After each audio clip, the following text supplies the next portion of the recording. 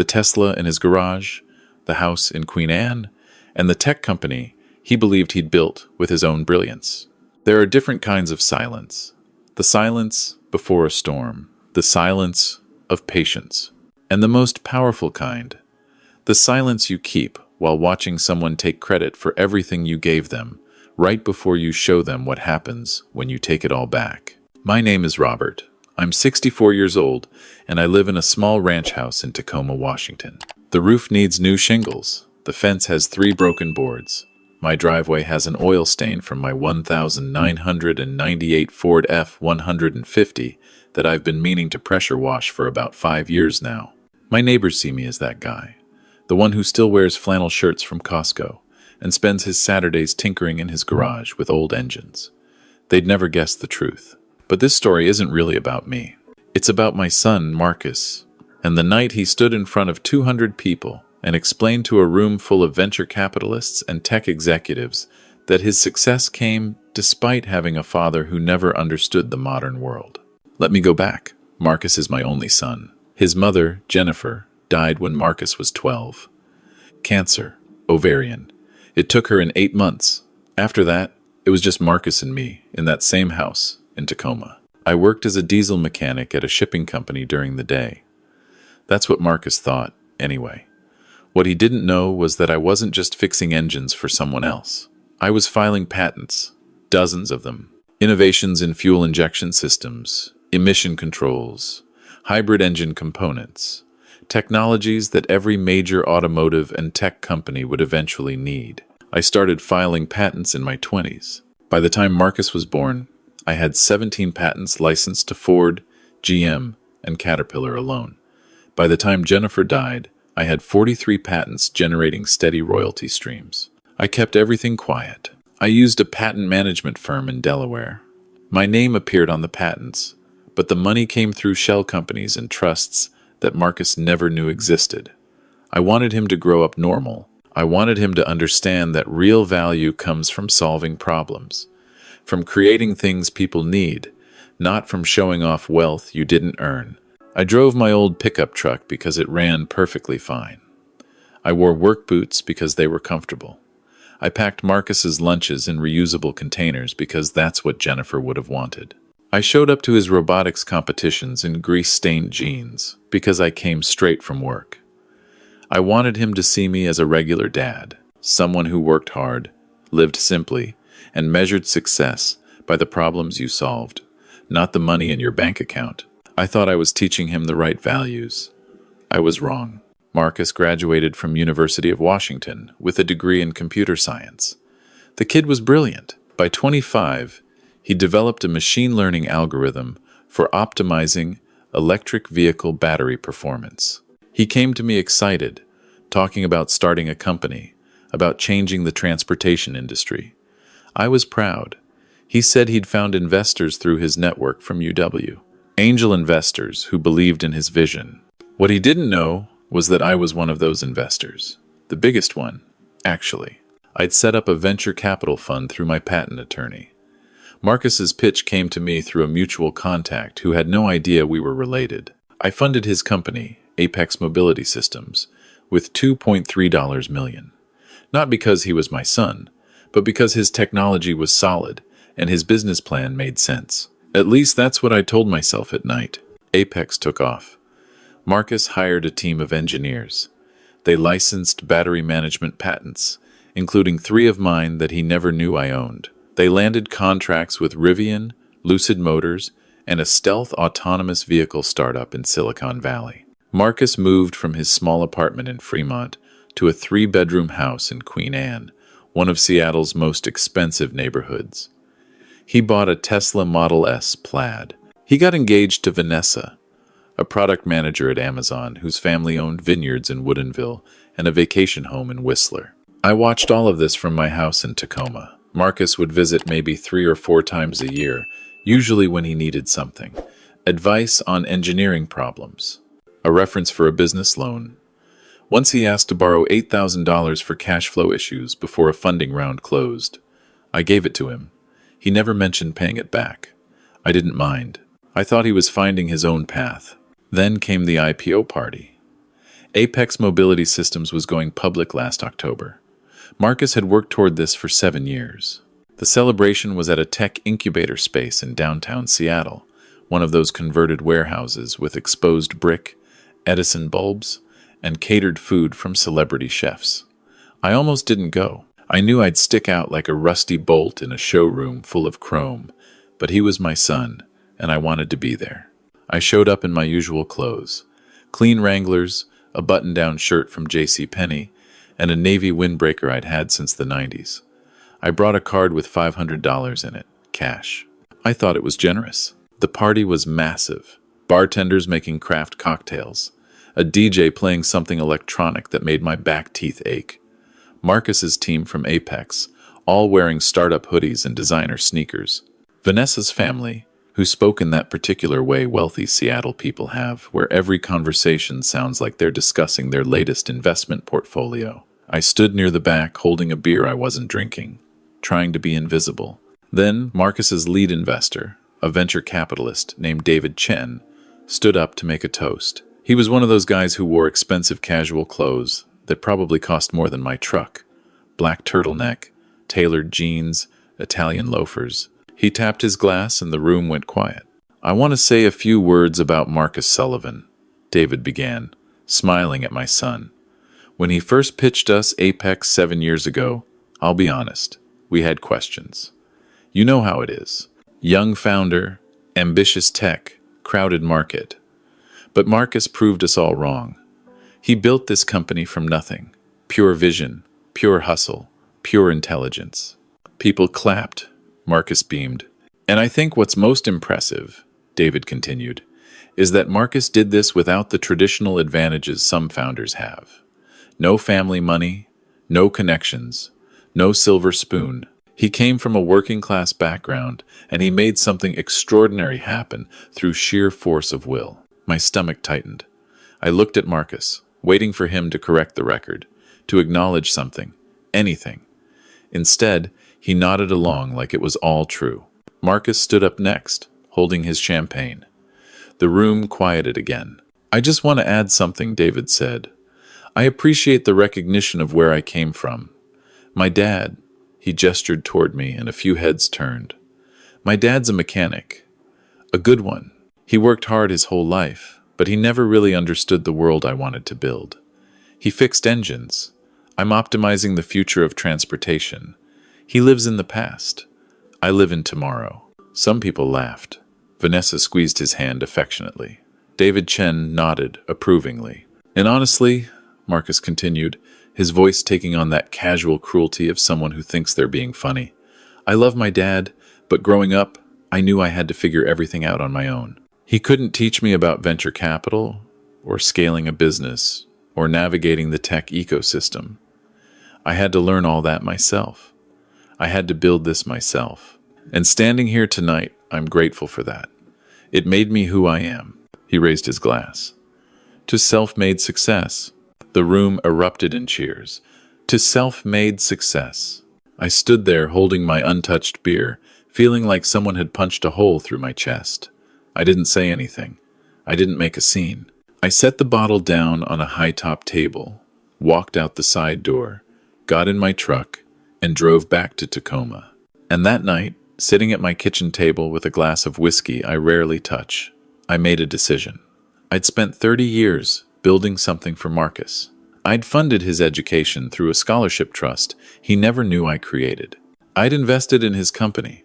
I'd licensed him patents at rates far below market value, and he had no idea any of it came from me. Maybe that was my fault. Maybe I'd been too quiet, too humble, too invisible. But the disrespect, the casual dismissal, the lie that he'd done it all himself, that I couldn't let stand. So I started making calls. The first call was to my patent attorney, Graham. I'd known him for 30 years. He handled all my patents, all my licensing agreements, everything I wanted kept private. "Graham," I said, "I need you to pull together all documentation on Apex Mobility Systems.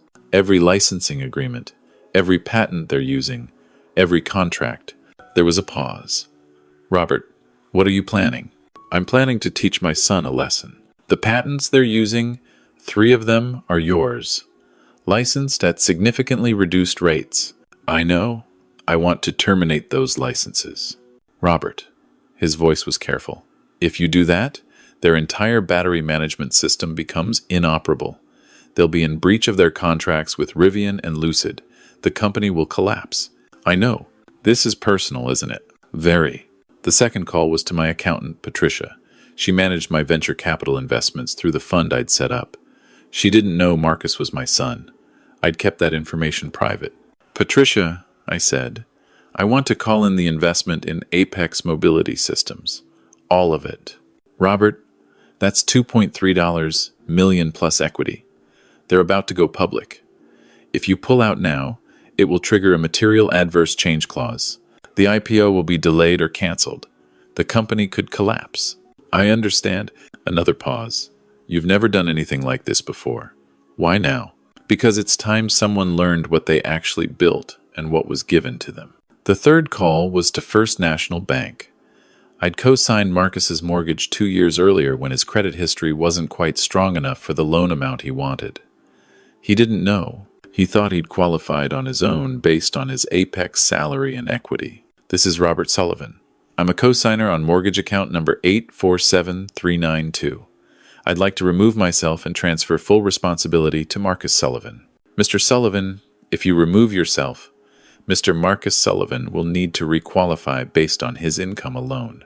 Given the loan amount and his current debt-to-income ratio, with the company's uncertain pre-IPO status, he likely won't meet our requirements. We'd need to call the loan. I understand. Proceed. The fourth call was to Tesla Financial Services. I'd co-signed Marcus's Model S Plaid lease 18 months earlier. Same situation. His credit wasn't quite there yet, but he wanted the car to project success to investors. I need to remove myself as co-signer on lease agreement Tate 847321. Sir, if we remove you, the primary lessee will need to requalify. If they don't meet our criteria, we'll need to terminate the lease and recover the vehicle. Understood. Move forward. I hung up. I sat in my kitchen for a long time after that, staring at my phone. Part of me felt sick. Part of me felt powerful. Part of me wondered if I was being vindictive, if I was letting my ego drive a decision that would hurt my own son. But then I heard Marcus's voice again. He fixed engines. I'm optimizing the future of transportation. He lives in the past. I live in tomorrow. I'd done more than fix engines. I'd invented the technologies that made his entire company possible, and he had no idea. The emails went out the next morning. I didn't write long explanations. I kept them short, professional, surgical. To Graham, my attorney. Proceed with termination of patent licenses to Apex Mobility Systems per Section 12.4 of licensing agreements. Effective 30 days from notice. Robert Sullivan. To Patricia, my accountant. Exercise withdrawal option on Apex Mobility Systems. Investment per Section 9.2 of Investment Agreement. Request immediate return of principal plus pro rata equity value. Robert Sullivan. To First National Bank. Proceed with cosigner removal on mortgage account 847392. Transfer full responsibility to primary borrower. Robert Sullivan. To Tesla Financial Services. Proceed with cosigner removal on lease agreement Tate 847321. Robert Sullivan. I didn't copy Marcus on any of them. I wanted him to find out the way most people find out when their world is falling apart. One piece at a time, until suddenly it's all gone at once. The first domino fell 4 days later. Marcus called me. His voice was tight, confused. Dad, something weird is happening. Tesla called and said there's an issue with my lease. They said you're a co-signer. That doesn't make sense. I was in my garage, rebuilding a carburetor from a 1967 Mustang. I wiped my hands on a rag. It's not weird, Marcus. I co-signed your lease 18 months ago because your credit score wasn't high enough for a Plaid. Silence on the line. You never told me that. You never asked. Well, they're saying they need to reevaluate my application, and if I don't qualify, they'll take the car. That's insane. I've been paying on time. Have you? Or has Apex been making the payments as part of your compensation package? Silence again. Longer this time. Dad, can you call them and tell them this is a mistake? It's not a mistake. I've asked to be removed as co-signer. You're on your own now. Why would you do that? Because it's time you understood what you actually built on your own and what was handed to you. He hung up. The second domino fell a week later. Graham, my attorney, called Marcus directly per my instructions. Marcus called me immediately after. He was panicked. Dad, I just got a call from some patent attorney saying he represents you. He said you're terminating our licensing agreements for 3 patents we use in our battery management system. This has to be a mistake.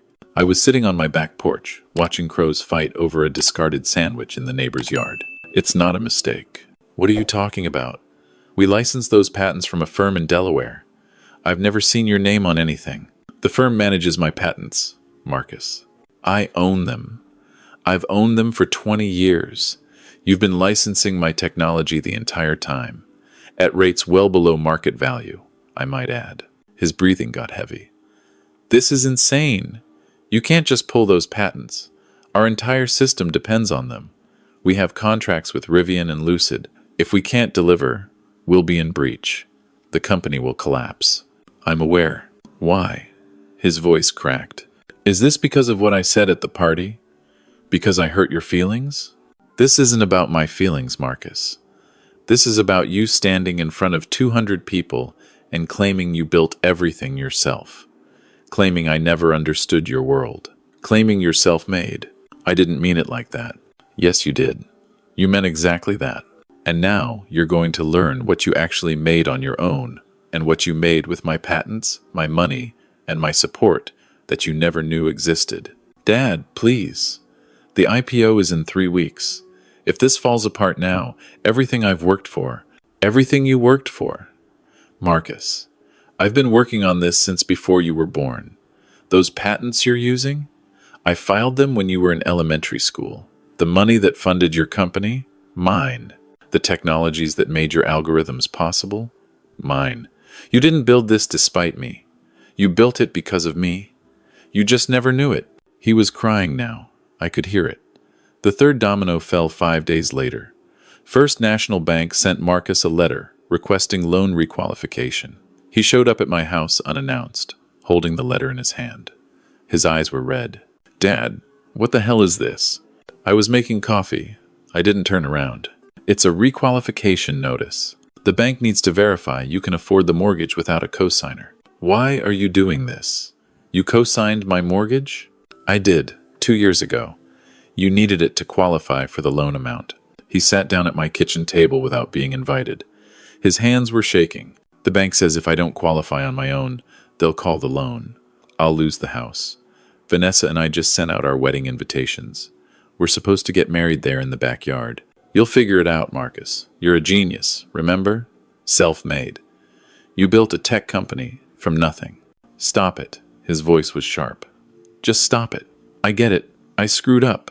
I shouldn't have said what I said. This isn't about one night, Marcus. This is about years of watching you take credit for things you didn't build. Years of watching you act like you did it all alone. Years of being treated like I'm irrelevant to your success. I turned to face him. Years of being invisible. He looked up at me, and for the first time in a decade, I saw my son instead of the tech entrepreneur he'd become. I saw the 12-year-old boy who'd cried at his mother's funeral and asked me if everything would be okay. Dad, what's happening to me? I sat down across from him. What's happening, Marcus, is you're learning the difference between what you earned and what you were given. Over the next 2 weeks, everything unraveled. The Tesla was repossessed. Marcus came out one morning to find it gone. A notice on his door explaining he didn't qualify without a cosigner. The patent termination became public. Apex's partners started asking questions. Rivian and Lucid both issued breach warnings. Marcus's legal team scrambled to find alternative patents, but the market rate licensing fees were triple what I'd been charging. The company couldn't afford them. The venture capital withdrawal triggered the material adverse change clause. The IPO was delayed indefinitely. Marcus lost his equity value overnight. Without the IPO, Apex couldn't make payroll. The company laid off 40% of its staff. Marcus and Vanessa postponed the wedding. They couldn't afford it without selling the house, which they couldn't sell because of the loan recall. They moved into her parents' basement temporarily. I can only imagine how well that went over. But here's what I want to make clear, because I know what people will think. What about the employees? The 40 engineers and support staff who lost their jobs? I wasn't heartless. Before I pulled the patents, I made arrangements through Graham. Every employee got 8 weeks severance, paid personally by me through an anonymous donor fund Graham set up. Most found new jobs within a month. The technology sector in Seattle is desperate for good engineers. This was about teaching Marcus a lesson, not punishing innocent people who'd done nothing wrong. Then one evening, my phone rang. It was Vanessa. "Robert, I need to talk to you." I was surprised. Vanessa had always been polite but distant. She'd never called me directly. "Vanessa, I know what you did. Marcus told me everything. The patents, the investment, the co-signing. All right?" She was quiet for a moment. "I thought you should know what he's not telling you." I waited. At the IPO party, before he gave that speech, I told him he should mention you. I told him he should thank you for supporting him, even if you weren't rich or connected. You know what he said? What? He said you were an embarrassment. That having a mechanic father didn't fit the narrative. That David Chen and the other investors wanted to believe in the self-made story. And you complicated that story. My chest tightened. I told him he was being cruel, Vanessa continued. I told him you'd worked hard and deserved respect. He said I didn't understand how venture capital works. He said perception matters more than truth. She paused. For what it's worth, Robert, I think what you did was harsh, but I also think he needed it. He'd become someone I didn't recognize. Someone who valued image over integrity. Maybe losing everything will help him find himself again. She hung up. That night, I couldn't sleep. I lay in bed staring at the ceiling, wondering if I'd destroyed my relationship with my son forever. If this lesson would push him away permanently, if I'd been vindictive instead of instructive, if I'd let my wounded pride drive a decision I'd regret for the rest of my life. But then I thought about Jennifer. What would she think? She'd raised Marcus to be kind, to be honest, to value people over possessions. Somewhere along the way, he'd lost that, and I'd enabled it by staying invisible. 4 weeks after the house requalification notice, Marcus showed up at my house again. This time, he didn't look angry. He looked exhausted, humbled. "Can I come in?" I stepped aside. We sat in the living room, the same room where he used to build Lego sets as a kid, back when things were simpler. "I need to understand something," Marcus said quietly. "The patents, the investment, the co-signing, the scholarship that paid for UW, was that you too?" "Yes, all of it. Why didn't you ever tell me?" "Because I wanted you to feel like you earned it. I wanted you to have pride in your accomplishments without thinking they came from family money." He laughed bitterly. "Pride? I don't have anything left to be proud of." "That's not true. You still created those algorithms. You still built a team. You still landed those contracts. The technology was real, Marcus. Your work was real. You just had more help than you realized."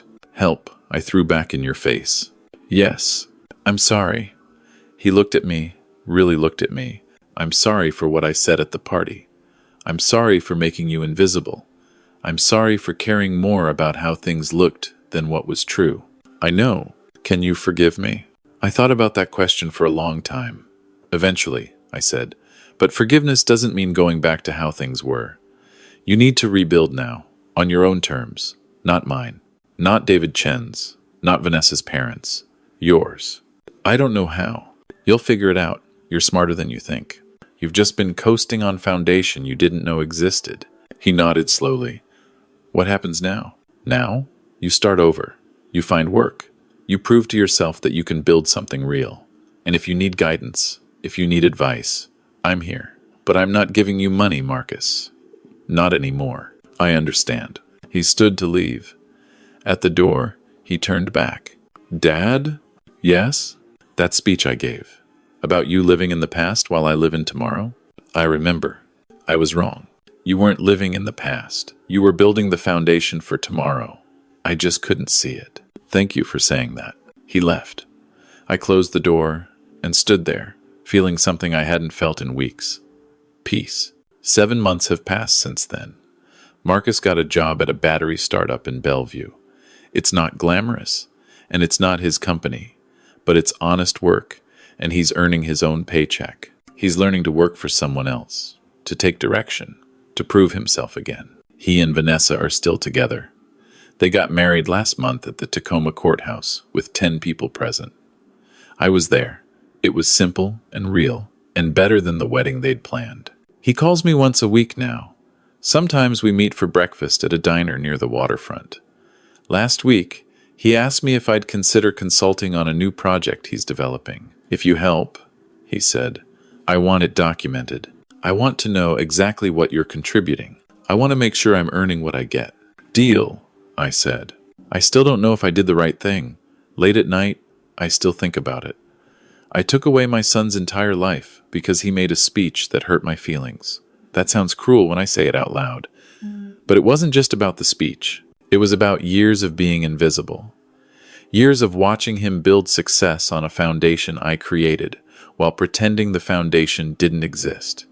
Years of being treated like I didn't matter. And maybe that's what silence is for. Not to avoid conflict, but to wait for the right moment when you finally speak and your words change everything. I'm 64 years old. I live in a small house in Tacoma. My roof still needs shingles. My fence still has broken boards. My neighbors still think I'm just that guy who fixes old engines and wears flannel from Costco. They're wrong, but I don't need them to know that anymore. I only needed one person to know. And now he does. The silence isn't empty anymore. It's full of understanding. And that, I've learned, is worth more than all the patents I'll ever file.